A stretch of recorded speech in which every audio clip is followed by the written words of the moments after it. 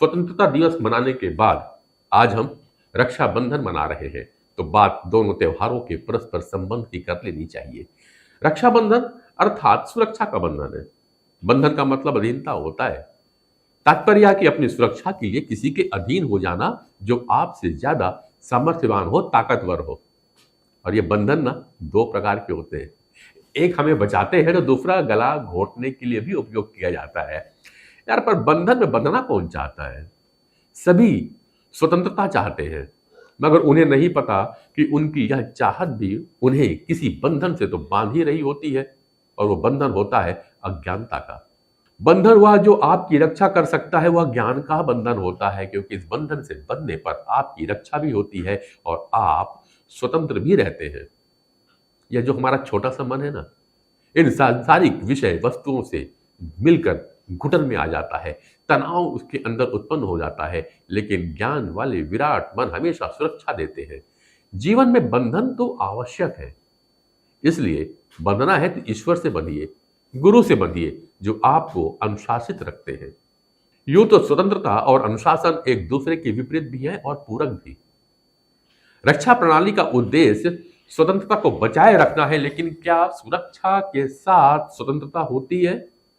गौर करिए, क्या सैनिकों को स्वतंत्रता है या वो किसी नियम कानून से बंधे होते हैं? उन्हें यदि बायां पैर उठाने को कहा जाए तो चाह करके भी वो दायां पैर नहीं उठा सकते। वे स्वाभाविक चाल भी नहीं चल सकते हैं, क्योंकि वे देश की स्वतंत्रता की रक्षा करते हैं। उन्हें स्वयं की आजादी नहीं होती। ऐसे ही हमारे पुलिस वाले भी हैं, जो हम सब की रक्षा करने के लिए तत्पर रहते हैं। क्या वे स्वतंत्र रहते हैं? दोस्तों, स्वतंत्रता की रक्षा तो अनुशासन से ही हो सकती है। अनुशासन और स्वतंत्रता एक ही सिक्के के दो पहलू हैं, जो साथ साथ चलते हैं। यदि स्वतंत्रता चाहिए तो कुछ नियमों का पालन आपको करना ही होगा। अनुशासनहीन स्वतंत्रता बिना सेना के देश के समान होती है। यदि आप अपना ध्यान केवल अपनी स्वतंत्रता पर देते हैं और अनुशासन पे नहीं देते, तो यकीन मानिए ये सदैव आपको दुखी पहुंचाएगा। दोस्तों, स्वतंत्रता का उद्देश्य भय को दूर करना है, लेकिन स्वतंत्रता खोने का डर ही तो सुरक्षा की चाहत पैदा करता है। कई धर्मों में भय द्वारा लोगों के जीवन में अनुशासित रखने की शिक्षा दी जाती है। शिशु के मन में ना जब तक मां का पर्याप्त प्रेम और समय मिलता रहता है, तब तक शिशु को भय नहीं होता, परंतु जैसे जैसे वह बड़ा होता जाता है, वह आत्मनिर्भर होता जाता है, उसमें थोड़ी थोड़ी भय की भावना जागने लगती है, वह सावधान होने लगता है। अब वह स्वतंत्रता के साथ अपना कदम बड़ी सावधानी के साथ धीरे धीरे बढ़ाता है। जो व्यक्ति स्वतंत्र है, उसे इस बात का खेद है कि उनमें अनुशासन नहीं है। वो हमेशा संयम में रहने की कस्में खाते रहते हैं, और जो स्वतंत्र नहीं है, उन्हें इसके समाप्ति होने का इंतजार रहता है।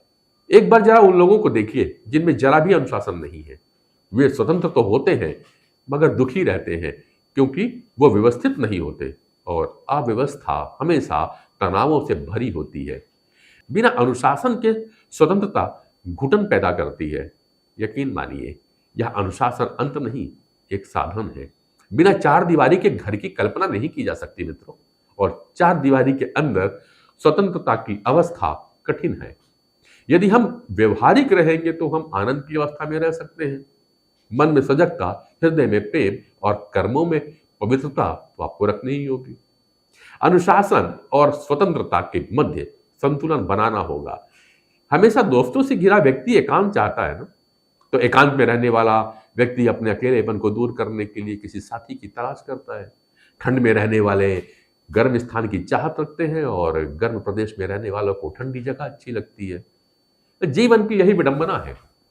हम सब संतुलन की खोज में हैं, जिसके लिए आत्मज्ञान जरूरी है, और आत्मज्ञान के लिए ध्यान जरूरी है। ध्यान के लिए अनुशासन चाहिए। अनुशासन के साथ ध्यान करने से ज्ञान मिलता है, और ज्ञान से सुरक्षा और स्वतंत्रता दोनों की प्राप्ति होती है।